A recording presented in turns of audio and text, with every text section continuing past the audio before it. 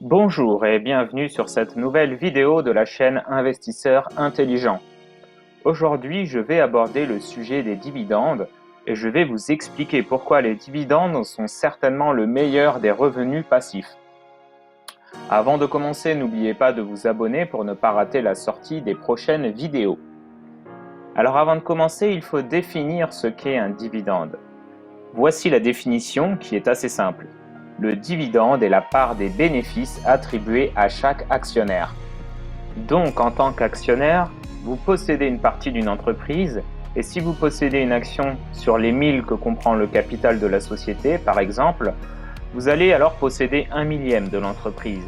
Et si chaque année elle distribue 1000 € de dividendes, vous percevrez votre quote-part qui sera de 1 € car vous avez le droit à 1/1000 de la totalité des dividendes distribués.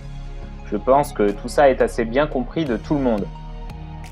C'est pour cela que le dividende est une rente intéressante, car c'est une entreprise qui travaille pour vous rémunérer, ce qui inverse totalement la logique de travailler pour une entreprise qui vous rémunère. En tant qu'actionnaire, vous faites travailler votre argent et ne travaillez pas pour l'argent, ce qui est plus intéressant pour tendre vers la liberté de choisir de vivre la vie dont vous rêvez. Il faut savoir que la très grande majorité des entreprises cotées en bourse versent un dividende.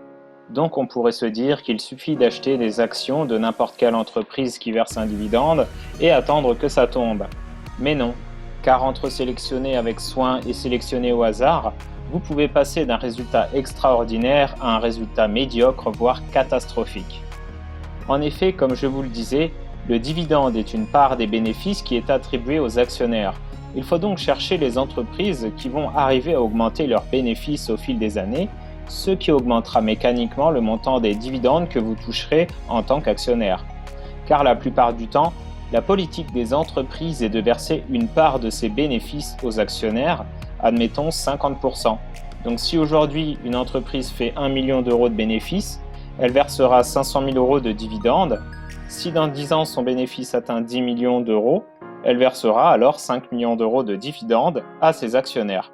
Il est donc très important de savoir détecter des entreprises qui ont une certaine capacité à faire croître leurs bénéfices. Il faut donc fuir les entreprises qui luttent avec une concurrence féroce, qui doivent dépenser beaucoup d'argent pour rester compétitives ou dont le secteur est en déclin. Il existe beaucoup de sociétés de ce type et vous devez savoir les identifier car elles vont plomber vos rendements à long terme. Si la plupart des investisseurs évaluent la performance de leur portefeuille uniquement avec la valeur globale des actions qui le composent, il faut rappeler, comme le soulignait une étude d'Alliance Global Investors il y a quelque temps, que les dividendes ont contribué à hauteur de 41% environ au rendement total des actions européennes entre 1973 et 2018. Pour prouver que les dividendes boostent la performance d'un portefeuille d'actions, même si je pense que la plupart d'entre vous en êtes déjà convaincus, il suffit de comparer la performance du CAC 40 simple qui ne tient pas compte du versement des dividendes au CAC 40 Global Return qui inclut tous les coupons versés depuis l'existence de cet indice. On voit que le CAC 40 est passé de 3600 points environ en 2009 à 5030 points aujourd'hui. Cela représente une augmentation de 39,7% en 11 ans, soit une augmentation de 3,1% par an en moyenne. En ce qui concerne le CAC 40 Global Return, l'indice était à 6350 points en 2009 et il est aujourd'hui à 13 950 points. Cela représente une augmentation de 120%, soit une augmentation de 7,4% par an en moyenne. Donc, grâce aux dividendes, la performance des investisseurs a été multipliée par plus de 2. On peut souligner que la société de Warren Buffett, Berkshire Hathaway, a toujours utilisé ce procédé. Investir dans des sociétés qui reversent beaucoup de cash aux actionnaires et réinvestir ce cash dans de superbes sociétés et ainsi de suite.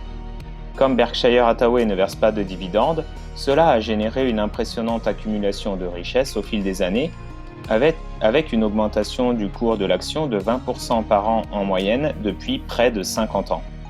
Je parle souvent de la magie des intérêts composés, et les dividendes font partie intégrante de la magie des intérêts composés avec cette notion de réinvestissement. D'ailleurs, Albert Einstein disait ceci des intérêts composés. L'intérêt composé est la 8e merveille du monde. Celui qui peut bien comprendre l'intérêt composé en bénéficie. Celui qui ne le comprend pas le paie. Lorsqu'un tel génie fait preuve d'autant d'enthousiasme, c'est certainement qu'il faut prendre les intérêts composés très au sérieux. Et avec les dividendes, ce qu'il y a d'incroyable, c'est que non seulement vous réinvestissez dans de nouvelles actions qui vont générer de nouveaux dividendes, mais le montant du dividende pour chaque action va lui aussi augmenter chaque année si vous misez sur des sociétés rentables. Votre rendement va donc s'accélérer au fil des années. Voici un extrait des Échos qui nous informe qu'entre 2009 et 2019, le montant des dividendes mondiaux ont doublé. Cela représente une augmentation annuelle moyenne de 7,1%, alors que dans le même temps, l'inflation s'est située entre 1 et 2% en moyenne chaque année. Votre pouvoir d'achat augmente donc beaucoup plus rapidement que l'inflation, ce qui est extrêmement important à comprendre.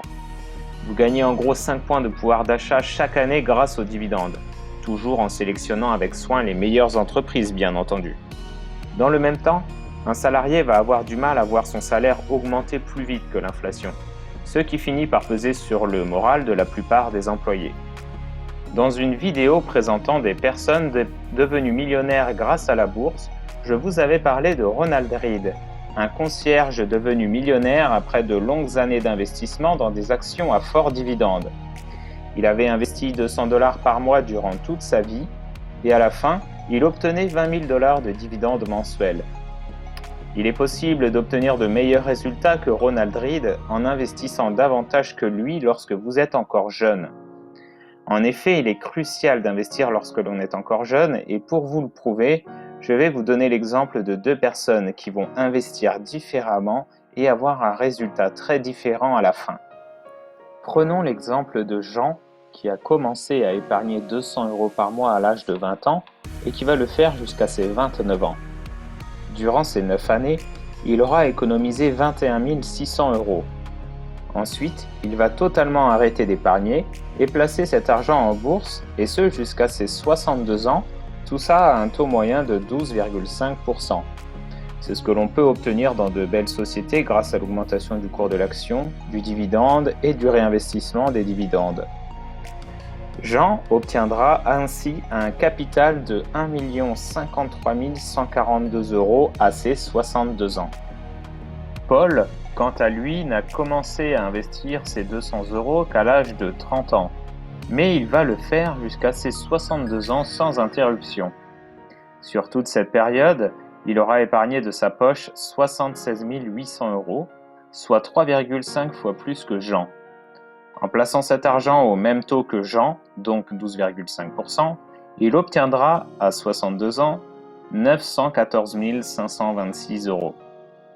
Donc, en faisant 3 fois plus d'efforts que Jean, Paul obtiendra 100 000 € de moins pour sa retraite.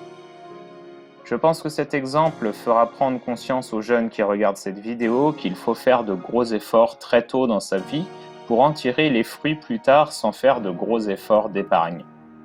Dites-moi ce que vous pensez de cette vidéo dans les commentaires et dites-moi où vous en êtes si vous avez déjà commencé à investir. Et je vous retrouve dans une prochaine vidéo de la chaîne Investisseurs Intelligents.